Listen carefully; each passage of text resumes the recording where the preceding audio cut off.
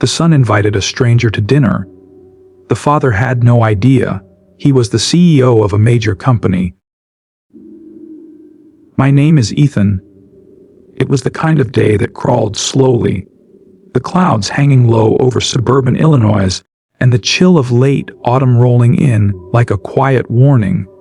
Inside a modest two-story home on Chestnut Lane, the clatter of silverware and the smell of roasted chicken filled the air, just like every Sunday. "Dad, can I invite someone for dinner?" The voice came from upstairs. 15-year-old Jamie had a habit of asking questions from another room and expecting answers through walls. "Ooh," called his father, David Carter, from the kitchen, wrist deep in mashed potatoes. There was a pause, then a muffled, "Just someone I met today." David sighed. "Jamie, we've talked about this. You can't just bring home strangers, especially not for dinner." Jamie appeared in the doorway, wearing that stubborn look he inherited from his late mother. "But he's not a stranger to me." David wiped his hands and leaned on the counter. "Where did you meet him?" Jamie shrugged. "Park. He looked cold. Didn't say much, but I shared my sandwich with him. He's kind of different. But not bad different. He looked tired, I guess." David studied his son. "You gave your lunch to a grown man?" "I just thought maybe we could feed him. It's Thanksgiving weekend." David exhaled and looked out the window. The world outside didn't make it easy to trust anymore. But then he looked back at Jamie, and something softened in him. "All right," David said, "but just dinner, and if anything feels off, you let me handle it." Jamie smiled and ran out before his dad could change his mind. An hour later, the stranger was at their door. He didn't look like trouble. He was in his early 50s, maybe older, with a worn-out pea coat, polished shoes that had seen better days, and a trim beard peppered with gray. His eyes were tired, but alert. He carried nothing but a folded newspaper under one arm and wore a polite, almost rehearsed smile. "I'm Ethan," he said, his voice calm and practiced. "David," the father replied, shaking his hand. His grip was firm. Too firm for a man who supposedly wandered in from a park. "Thank you for having me," Ethan said, stepping in. Dinner was awkward at first. Ethan was polite, but quiet. He answered questions with short phrases. He praised the food, complimented Jamie's manners, even offered to help wash dishes. "You from around here?" David finally asked. "Not anymore," Ethan replied with a trace of melancholy. "What do you do?" Ethan hesitated, just for a second. Then, "Used to run a few things. Now I just walk and think." David raised an eyebrow but didn't press further. Jamie, however, was fascinated. "Were you in the army? Or like a spy or something?" Ethan chuckled, the first genuine sound from him. "I suppose I've been through a few wars." Something about the way he said it made the room go still for a moment. Then the mood eased again. After dinner, Ethan stood, brushed his coat clean, and looked David in the eye. "Thank you for your food and your trust. That's not easy these days." David nodded. "You're welcome. Just stay safe." Ethan smiled. "I try." He stepped out into the cold night, vanishing into the dark like he had never been there at all. The next morning, Jamie ran into the living room holding his phone, breathless. "Dad, come look." David sipped his coffee, uninterested. "What is it?" "You remember Ethan? That guy?" David looked up slowly. "Yeah." Jamie turned the screen toward him. There was a news article open with a headline in bold. "Former CEO of Stanton Tech found after months off. Grid." Public wonders why he disappeared. And the photo? There was no mistaking it. It was Ethan. Same coat, same eyes. David's coffee hit the table, forgotten. 2. The man behind the silence, David Carter, stared at the glowing phone screen like it was something radioactive. He slowly sat down at the kitchen table. Jamie stood next to him, still holding the phone, eyes wide with the kind of excitement only a teenager could have after learning they might have shared mashed potatoes with someone famous. "This is crazy, right?" Jamie said, unable to stop smiling. "Dad, this is him. That's Ethan Stanton.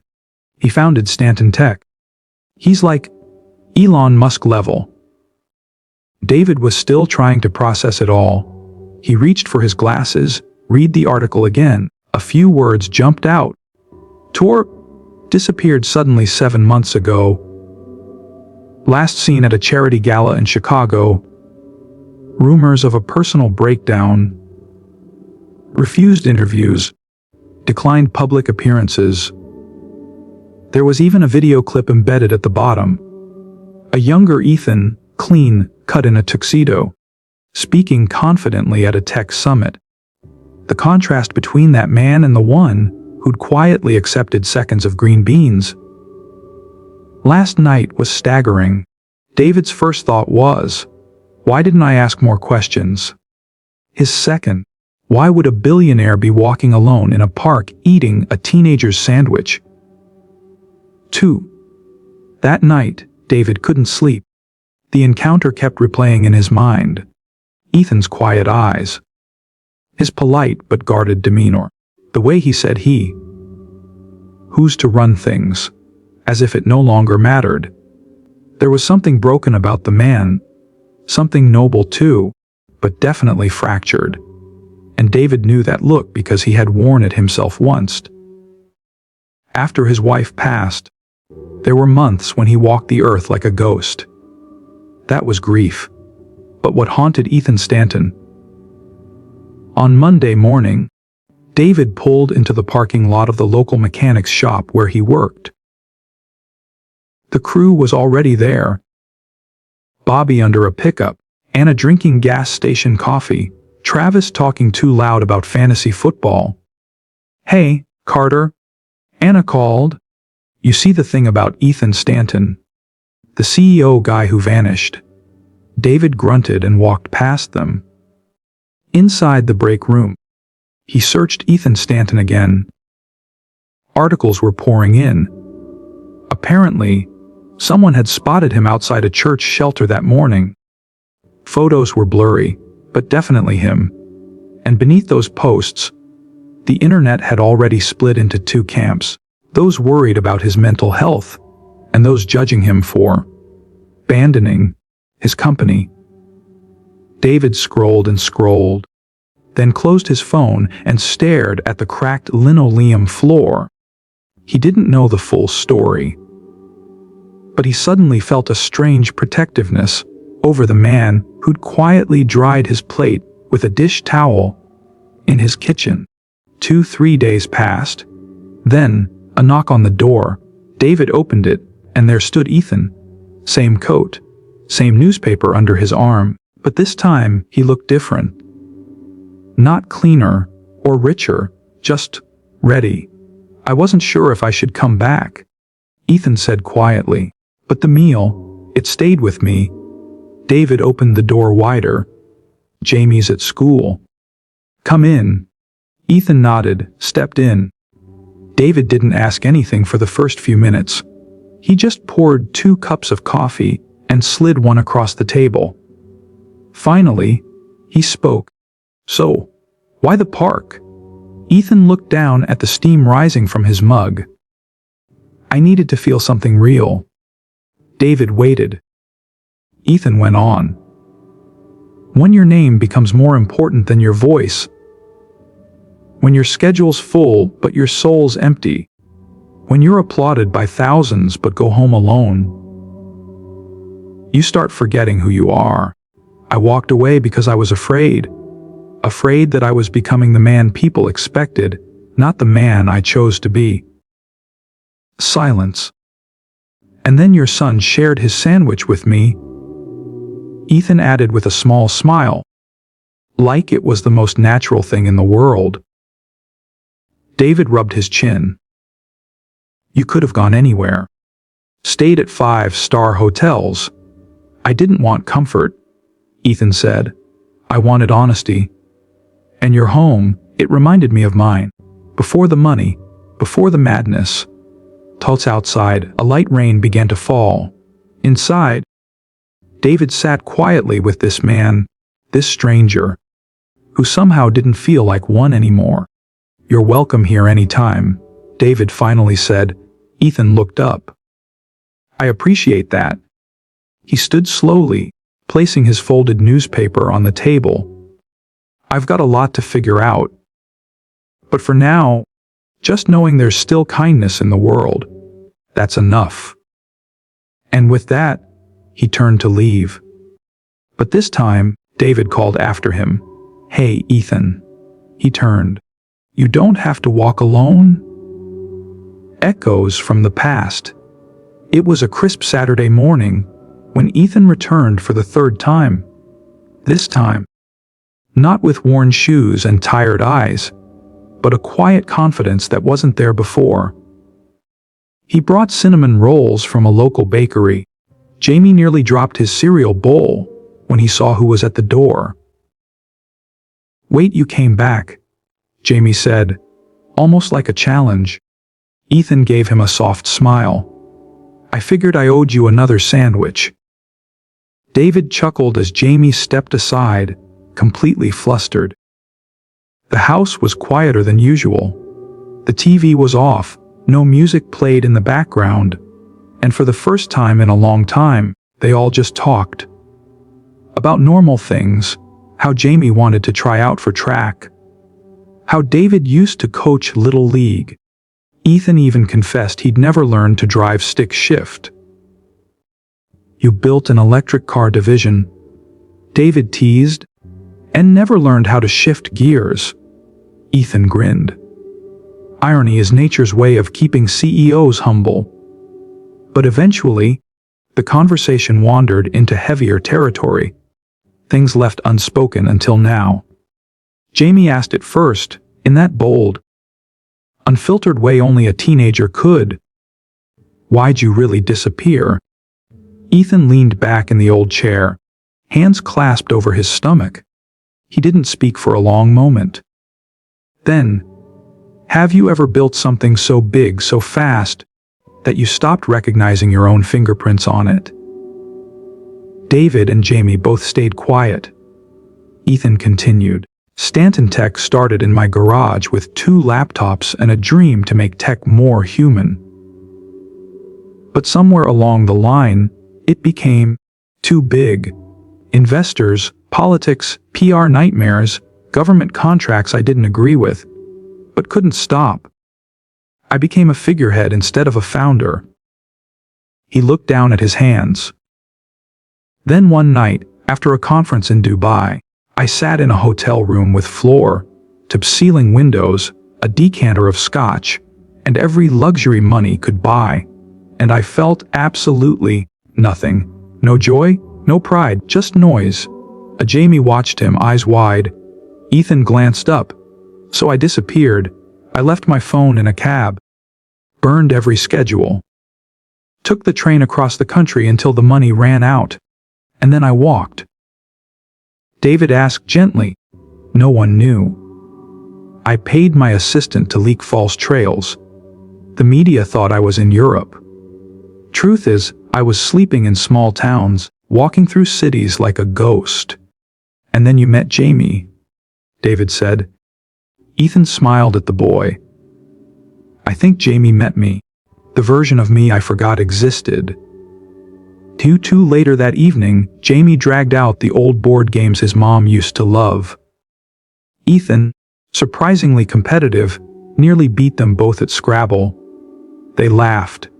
They shouted over rules. They shared ice cream straight out of the tub. At one point, David caught himself watching Ethan. not with suspicion anymore, but something closer to admiration. The man who once sat atop billion-dollar decisions was now sitting cross-legged on his carpet, laughing over the word quasar. It was surreal, but real. A few days passed. Then one afternoon, a black SUV pulled up outside their house. David opened the door to find a woman in a gray pantsuit and a Bluetooth earpiece. "Mr. Carter." He nodded cautiously. "I'm Dana Keller. I'm with Stanton Tech's internal security team. We've been trying to locate Mr. Stanton for over 8 months." David's jaw clenched. "He's not here." She gave a polite but practiced smile. "We know. He left a note in the church ledger 2 towns over. We just wanted to thank you and offer a small courtesy." She handed David a manila envelope. Inside were 3 things: a check, handwritten on a personal account for $100,000 made out to James Carter's education fund, a thank you card, and a note. Tor, "I've spent millions trying to build what your family gave me in one dinner. Humanity. You reminded me that I'm not lost. I'm just returning." Ethan David sat on the porch for a long time after she left, envelope in hand, heart pounding. A door that never closed. David Carter sat at the kitchen table, the manila envelope still in front of him, like a puzzle he wasn't ready to solve. The check had no strings attached, no legal jargon, no formalities. Just Ethan's simple, looping signature at the bottom, and the clear words James Carter's education fund. It was enough to cover Jamie's college tuition. Twice over. David turned the card again in his hands, reading Ethan's words once more. Each time they landed heavier. "Chor, you reminded me that I'm not lost. I'm just returning." He remembered Ethan's face that first night. Calm, almost invisible, like a man trying not to disturb the world. Now, that same man had left behind a ripple that would echo through the rest of their lives. "Dad," Jamie said as he stepped into the room, "can I show you something?" David looked up, still deep in thought. "Sure." Jamie sat next to him and opened his laptop. A blog page loaded, simple, clean, with a white background and large, bold title. "Strangers I Met on the Road." By Ethan Stanton. David stared. "He's writing again." Jamie nodded, eyes sparkling. "I posted his first entry this morning. Guess who it's about?" David didn't need to guess. Jamie began reading aloud. "Chor, there's a house on Chestnut Lane where dinner is still made from scratch. Kindness is served without suspicion, and a teenager reminded me what generosity really looks like." It wasn't a grand gesture. It wasn't a PR moment. It was a sandwich. One sandwich, and I realized how far I'd wandered from myself. David felt his throat tighten. Ethan's words weren't poetic. They were raw, honest, humble. "Chor, the father didn't trust me at first. I don't blame him. The world teaches us to close our doors. But he left it slightly ajar, and that was enough. Enough to feel human again." Jamie looked up. "He wrote about you, Dad." David swallowed hard. "No, son. He wrote about all of us. About what we gave him. About over the next few weeks, Ethan's blog began making quiet waves online. No press releases. No interviews. Just one post every Friday, each telling a story of someone he'd met since leaving the corporate world. A bus driver who taught him to pray again. A librarian who gave him shelter on a rainy night. A single mother who shared her only umbrella. And that first post, the one about Jamie and David, was being quietly shared thousands of times. No headlines, no hashtags, just people reading and feeling. A month later, A small envelope arrived in their mailbox. No return address, but David recognized the handwriting immediately. Inside was a photo. The three of them, David, Jamie, and Ethan, sitting around the dinner table. Someone must have taken it when Ethan asked Jamie to grab that old digital camera. David had forgotten all about it. The photo was candid. Jamie mid-laugh. David serving mashed potatoes. Ethan smiling for once, without that faraway look in his eyes. On the back, Ethan had written just one sentence, chore. This is the man I'd rather be.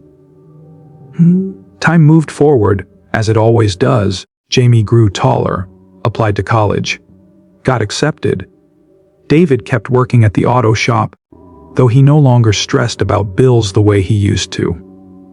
Every so often, he'd find a crisp note tucked into the mailbox or under the front door. Chore, reading your son's essay about empathy made my day. Stopped by, didn't knock, just wanted to remember the porch light. And once chua. The world is loud, but your home is quiet in the best way. And then, one snowy evening in December, another knock.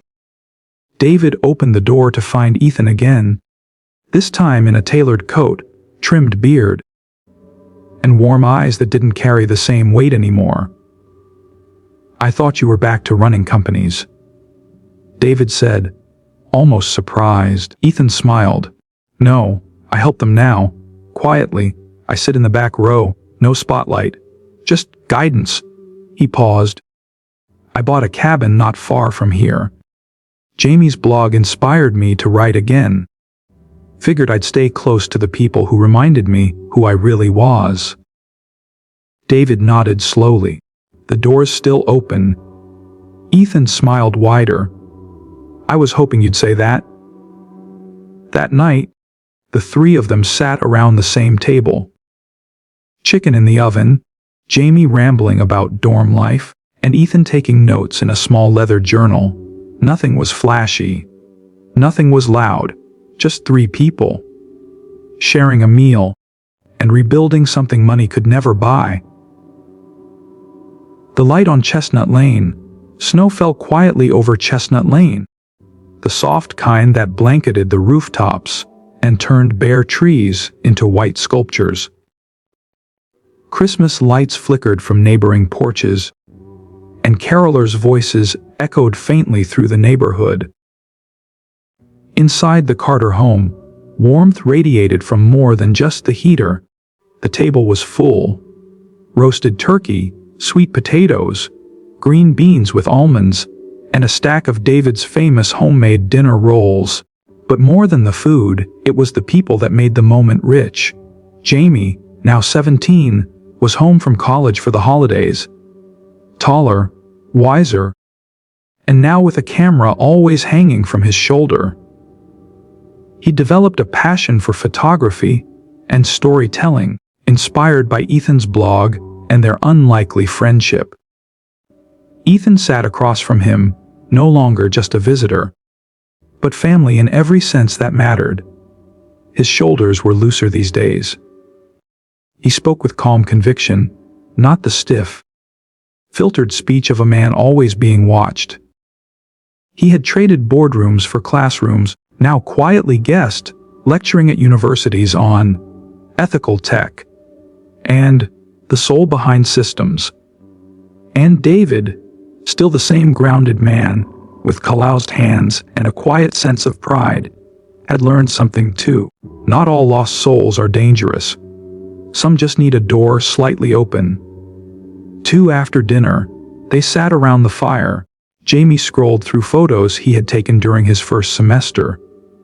Portraits, city streets, faces of strangers that told stories without words. You've got an eye, Ethan said, sipping tea. Jamie grinned. I'm thinking of turning these into a collection. Maybe a book one day. Ethan nodded. Let me know when you're ready. I'll fund the printing. David raised an eyebrow. That's not why he's showing you Ethan. Ethan held up a hand. I know, but what you build from love deserves to be shared. And Jamie leaned forward. Actually, I wanted your advice. One of the portraits I took. It's of this old man outside a grocery store. He looked so alone, but when I talked to him, he told me he used to be a jazz pianist in the 60s. He thought no one remembered him. I want to tell his story. Ethan smiled. Then tell it. People don't forget faces. They forget attention. You gave him yours. David listened quietly. It hit him, then. This wasn't just a story about a son inviting a stranger. It was about what happens after. What grows when you open your door, when you let uncertainty sit at your table and listen.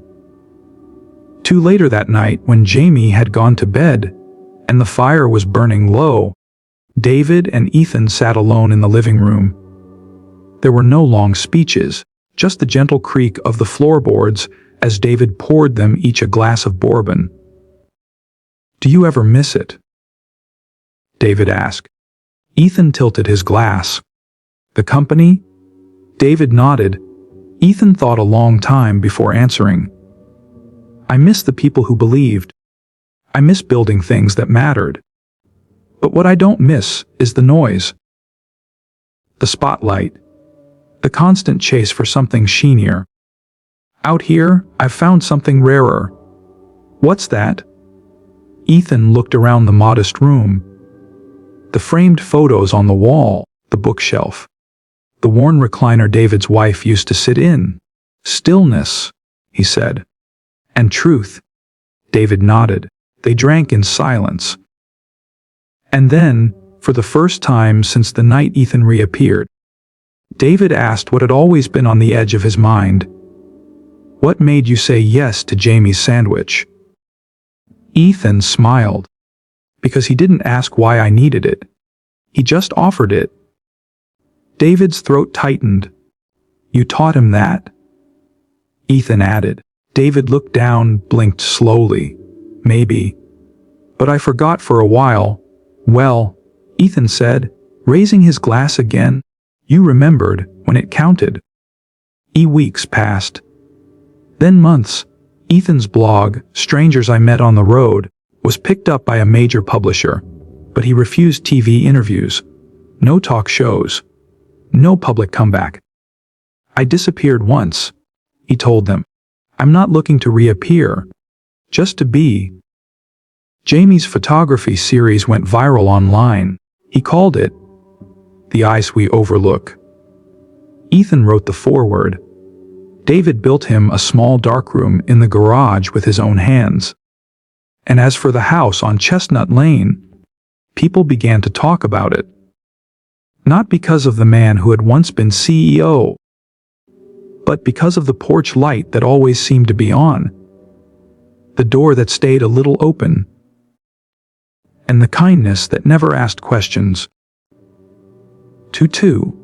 The legacy they never meant to leave. Spring arrived on Chestnut Lane with the slow awakening of green shoots pushing through thawed earth. Trees once bare now whispered with new leaves, and the air carried the smell of rain and growth. Life was moving forward. Quietly, naturally. So was Ethan Stanton. But not in the way anyone expected. It began with a letter, one he mailed to himself, not to the man he was, but to the one he had become. Chore Ethan, when you read this, I hope you've not forgotten that one dinner can change a life. Not because of the food, but because of the warmth that comes with it. You walked away from power, thinking you'd lost yourself. But all you really needed was a table with an extra chair and people who asked nothing but your name. Keep showing up for strangers, because someone once did for you. He framed that letter, hung it in the cabin he now called home, nestled at the edge of a quiet forest just 20 minutes from Chestnut Lane. Word eventually got out, not from Ethan himself, but from those he touched. He started a foundation quietly under Jamie's name, the Carter Table Fund, a grassroots program offering microgrants to families willing to host those in need for a single meal. No vetting, no bureaucracy, just trust, shared food, and an open seat. "I don't want this to be about rescuing people," Ethan told David one day as they painted a fence around Jamie's old treehouse.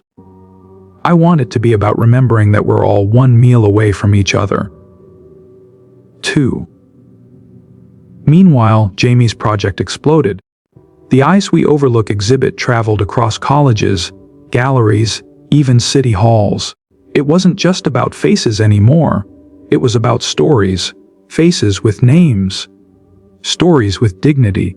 He gave every person a voice, not as a subject, but as a storyteller. People walked through the galleries in tears because they saw pieces of themselves in the bus driver with 3 jobs, in the man who once owned an empire, in the child smiling with a missing tooth and a broken shoe. At the end of every exhibit stood a photo of Ethan. Not the corporate headshot from years ago, but the one Jamie had taken that first winter, Ethan in their kitchen, holding a mug, laughing mid-sentence, with flour on his coat and a gentleness in his eyes that couldn't be staged. The caption reads simply, "The stranger who came to dinner." One evening, the town held a community event at the school gymnasium. The mayor spoke, a few local artists. Some kids performed a song. Then they called Jamie to the stage. And without warning, they also invited Ethan. Ethan looked at David. "I didn't plan to speak," he whispered. David shrugged, smiling. "Some things are better unscripted." Ethan stepped up to the mic, wearing jeans and a flannel. No spotlight. No preamble. He paused, looked out over the crowd, families, strangers, the curious, the skeptical. Then he said, "Tor, I used to run one of the largest companies in America. Had a staff of 8,000, a schedule that never ended, and a phone that never stopped buzzing. But the most important meeting I ever had was with a boy who handed me half a sandwich in the park and didn't ask who I was or why I needed it. Chor. That boy and his father reminded me that legacy isn't built in boardrooms, it's built in kitchens, around tables, with people who see you when you forget how to be seen." Silence, then applause, soft at first, then swelling. But Ethan stepped down before it got loud.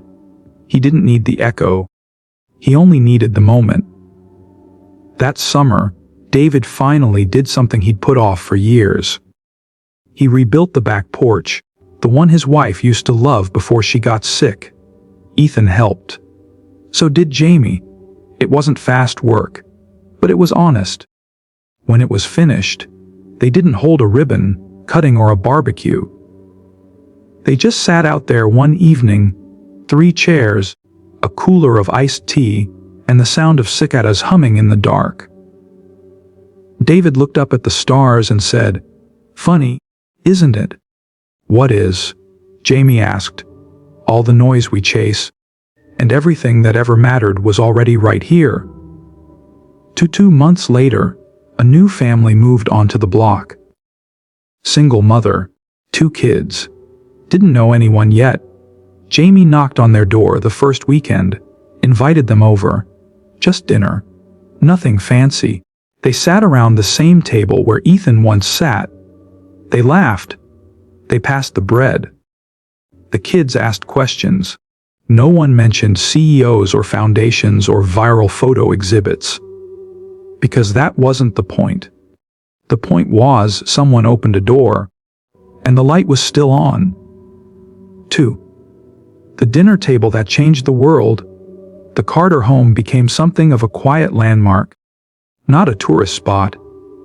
Not something you'd find on a map, but word traveled. Local teachers began referring to it when teaching kindness. Pastors spoke about it during sermons.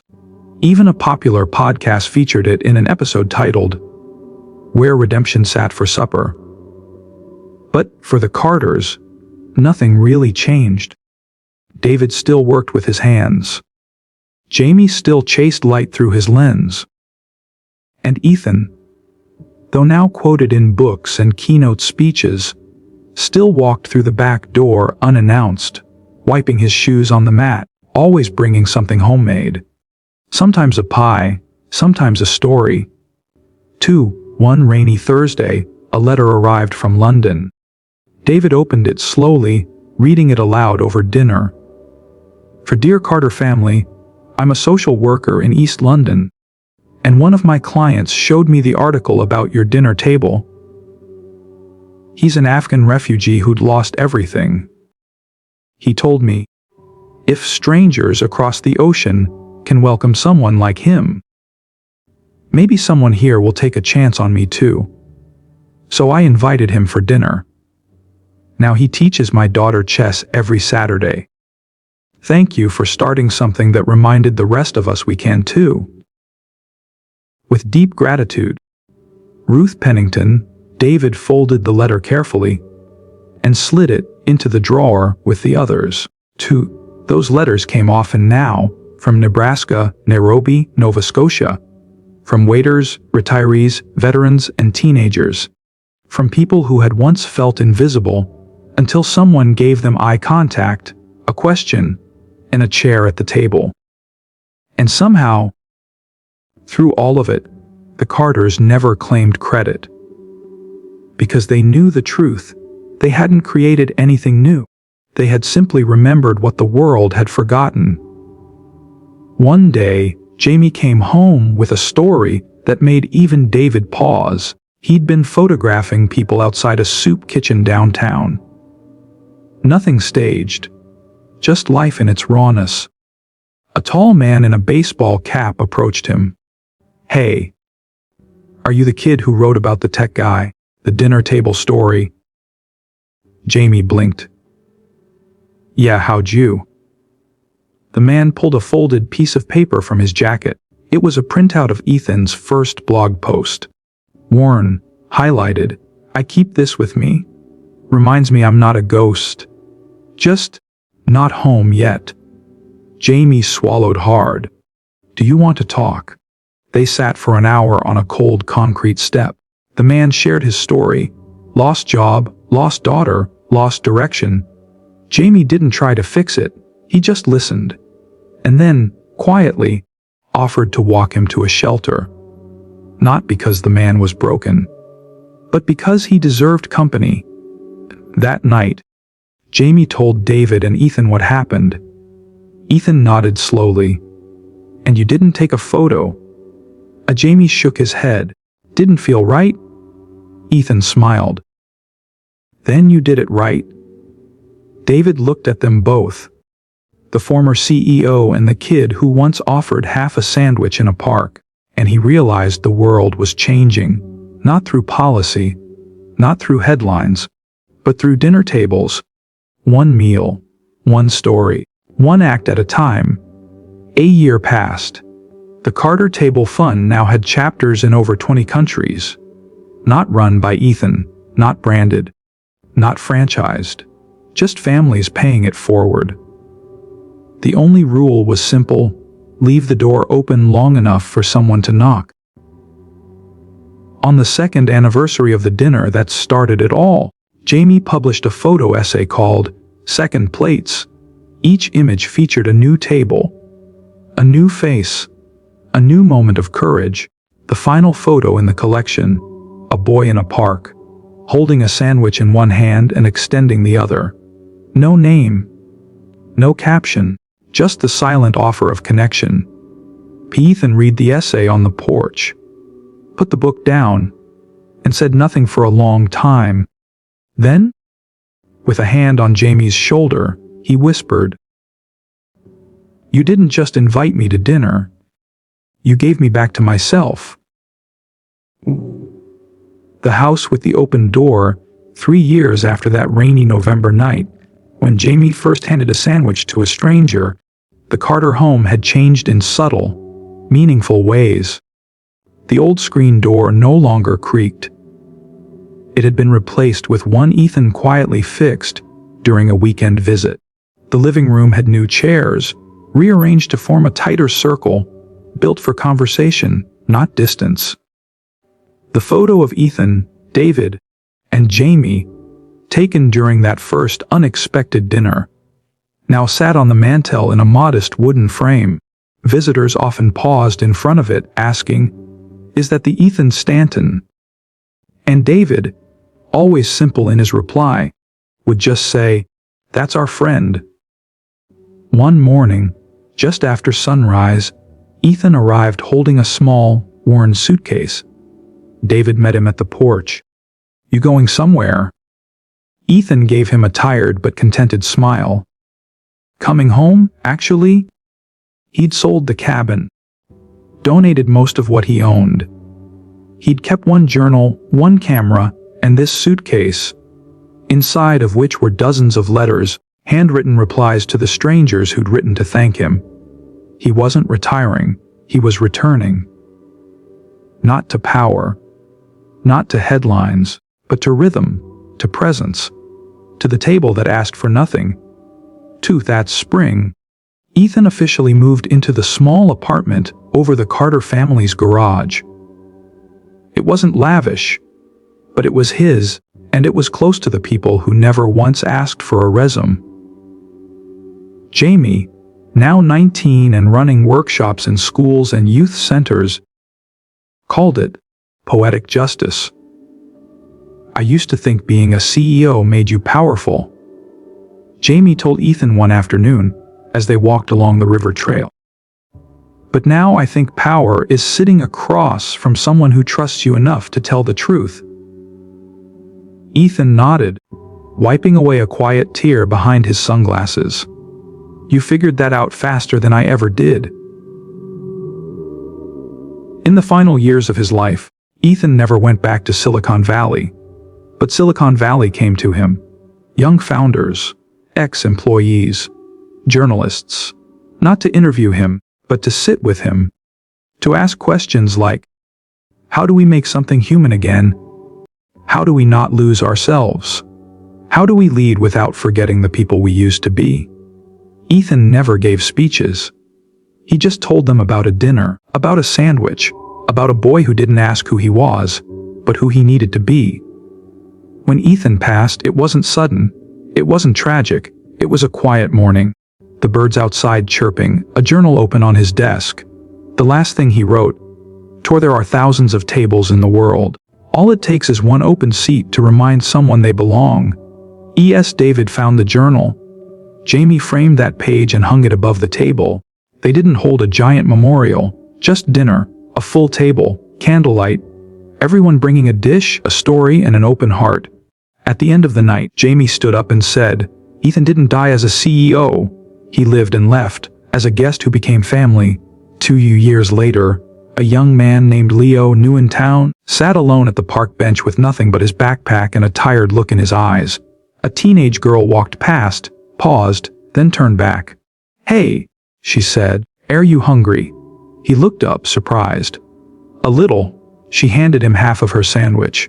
"My dad says one sandwich changed everything once. Never hurts to try again." He smiled, stunned. "Thanks, I'm Leo." She grinned. "I'm Emma, come on, my family's just down the street." And once again, a stranger rose from a bench and walked toward a door that would never close. Took. If this story touched your heart even just a little, let us know in the comments below what moments stayed with you. Don't forget to hit the like button. It helps us share more stories that remind the world what humanity truly looks like. And if you believe in kindness, second chances, and the power of one good choice, make sure you subscribe. We've got more real, emotional journeys coming your way. Thank you for giving us your time, your trust, and your heart. We'll see you in the next story.